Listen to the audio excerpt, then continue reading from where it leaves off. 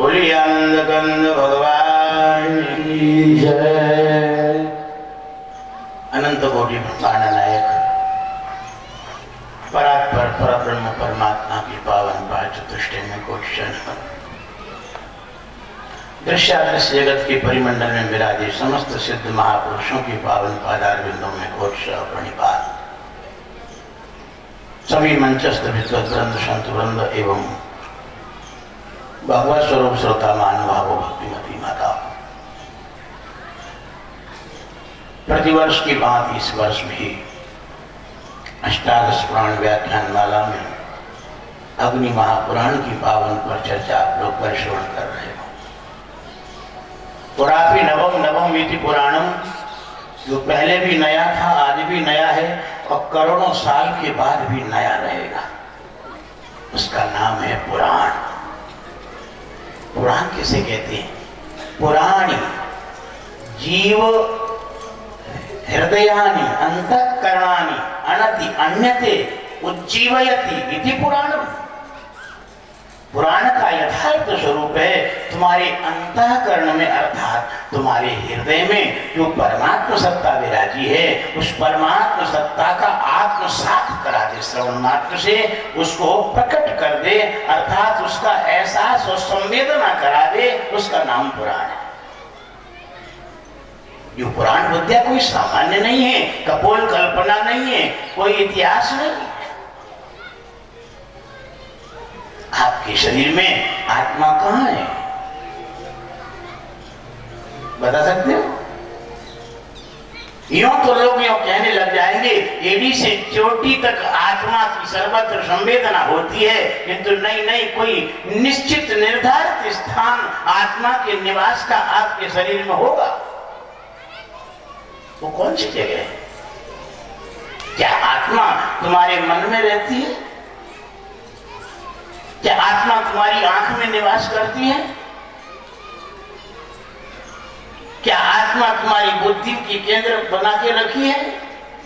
नहीं नहीं, भगवान अर्जुन से स्पष्ट कहते हैं कि अर्जुन, यदि सर्वव्यापक परमात्मा सत्ता को तुम जानना चाहते हो तो मैं अपने अनुभव से तुमको बताता हूं। बोले ईश्वर सर्वभूतानां हृदयेर्जुन तिष्ठति। वो ईश्वर सत्ता, वो चैतन्य आत्मा समस्त जीवधारियों के हृदय प्रदेश में निवास करती है। इसकी पुष्टि वेदों ने भी की है। भगवान कृष्ण की महावाक्य की पुष्टि वेद भी करते हैं। वेदों ने स्पष्ट कहा है, सहस्रशीर्षा पुरुष सहस्राक्ष सहस्रपाद सभूमिको सर्वतः स्पृत्वा तिष्ठत्तथांगुलम्। सहस्रशीर्षा पुरुष, वो अनंत परमात्मा, अनंत सिर वाला। सहस्राक्ष, अनंत आंखों वाला। हजारों से यहाँ अनंत शब्द का ग्रहण करना चाहिए। हजार सिर वाला, हजार आंख वाला, हजार नहीं, अनंत। जिसके अनंत सिर हैं, अनंत आंखें हैं, अनंत कान हैं, अनंत हाथ पांव हैं, ऐसे अनंत शक्ति वाला जो परमात्मा, बोले दशांगुलम अत्यतिष्ठत्। वेदों ने बताया वो परमात्मा कहाँ रहता है? बोले दशांगुलम। आपके शरीर का जो केंद्र है, उस केंद्र से आप ऊपर की ओर नापो 10 अंगुल, जो जगह आएगी उस जगह परमात्मा बैठा हुआ है, तुम्हारी चैतन्य आत्मा बैठी है। आपके शरीर का केंद्र क्या है? आपके शरीर का केंद्र नाभि मंडल है। 72,000 नाड़ी मुखा, जहां पर मिलन होता है। ध्यान देना, निकट भविष्य में वो दिन दूर नहीं है। वैज्ञानिक लोग रिसर्च करने में लगे हुए हैं। बालक जब जन्म लेता है तो नाभि से, ध्यान देना, नाभि मंडल में एक नाड़ी रहती है, इसको आप क्या है नाड़ी बोलते हैं। जिस नाड़ी के माध्यम से मां के द्वारा खाया पिया रस उस बालक के शरीर को पोषण करता है, मां के गर्भ में। वहां नाभि मंडल में जो लिक्विड है जो तरल पदार्थ है वो तरल पदार्थ केवल तरल पदार्थ ही नहीं है, वो तुम्हारे शरीर में एड़ी से लेके चोटी तक प्रत्येक अंग प्रत्यंग के परमाणुओं की व्यवस्था है। उस तरल पदार्थ में तुम्हारे बॉडी के प्रत्येक अंग के परमाणु उसमें विद्यमान है। वर्तमान काल में मेडिकल साइंस के हिसाब से बड़े बड़े डॉक्टर लोग रिसर्च कर रहे हैं, पीएचडी कर रहे हैं। कोई हड्डी विशेषज्ञ बन रहा है, कोई आंख विशेषज्ञ बन रहा है, कोई नाक कान गला विशेषज्ञ बन रहा है, कोई हार्ट का विशेषज्ञ बन रहा है, कोई स्किन का विशेषज्ञ बन रहा है। ये विशेषज्ञ बनने की निकट भविष्य में जरूरत ना आई। मात्र आपके नाभि मंडल से निकला हुआ तरल पदार्थ, उस तरल पदार्थ से जो अंग आपका विकृत हो गया है, शरीर के जिस अंग में खराबी हो गई है, उसी अंग का टिश्यू लेकर के उसको ठीक किया जाएगा या तुम्हारा शरीर ठीक हो जाएगा। नहीं समझ में आई? तुम्हारे शरीर का केंद्र यदि कुछ है तो नाभि मंडल है।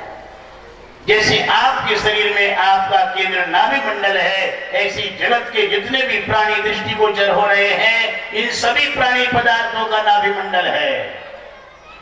अगर किसी भी पदार्थ का, किसी भी प्राणी का आमूल परिवर्तन करना चाहते हो, नाभि मंडल के नाभि की कुंड को खोल करके उसमें तत्व विन्यास कर देना, समूचा पदार्थ एकदम एक झटके में परिवर्तित हो जाएगा। ये बड़ी विलक्षण वैज्ञानिक पद्धति है। योगी लोग इस पद्धति को योग शक्ति के द्वारा संपन्न करते हैं। प्रत्येक पदार्थ के नाभ की कुंड को यदि कोई खोल ना जाने और उसमें तत्व विन्यास करना जाने, तत्व क्षेपण करना जाने, जिस तत्व का क्षेपण किया जाएगा, समूचा पदार्थ, समूचा प्राणी एक झटके में परिवर्तित हो जाएगा। ध्यान देना, ये वैज्ञानिक प्रक्रिया एक बड़ी रहस्यात्मक है। परमात्मा वेद भगवान स्पष्ट कहते हैं, तुम्हारी आत्म चेतना जहां बैठी है, उस आत्म चेतना का पता लगाना है तो नाभि की कुंड से ऊपर चलो। 10 अंगुलम, 10 अंगुल नापो। कौन सी जगह आएगी? 10 अंगुल नाप के जो जगह आएगी, उस जगह में तुम्हारी आत्म चेतना बैठी हुई है, अर्थात हृदय प्रदेश। भगवान की वाणी की पुष्टि वेद में कैसे? कहां बैठे भगवान? कहां रहती है तुम्हारी आत्मा? हृदय में, हृदय में निवास करती है। हृदय में बैठी हुई चेतना, ये चेतना हमारे शरीर के अंदर है, किंतु फिर भी हम उससे आत्मसात नहीं है, उसको जान नहीं पा रहे, पहचान नहीं पा रहे, समझ नहीं पा रहे। किंतु पुराणों के परिश्रवण के द्वारा, पुराणों की गहन प्रक्रिया जब हम परिश्रवण करेंगे तो उसके द्वारा तो तुम्हारे हृदय प्रदेश में बैठा हुआ चैतन्य परमात्मा अर्थात तुम्हारी चेतना, वो तुरंत ही तुमको पहचानने में आ जाएगी, जानने में आ जाएगी, समझने में आ जाएगी, उसका एहसास होने लग जाएगा। इसका नाम है पुराण। जिसने पुराण परिश्रवण कर लिया वो आत्म चेतना का साक्षात्कार नहीं हुआ, अभी पुराण श्रवण उसने किया ही नहीं। पुराण श्रवण का प्रतिफल यही है, तुम्हारे अंदर में बैठी हुई तुम्हारी चेतना, उसका पता लग जाए, उसको समझ में आ जाए कि हम ये हैं। यही वास्तविक पुराण श्रवण का यथार्थ फल है। चलिए भगवान कृष्ण की लीलाओं की तरफ चले। कल राम की लीला हुई, आज कृष्ण की लीला। अग्नि पुराण में अग्नि भगवान वशिष्ठ को सुनाते हैं।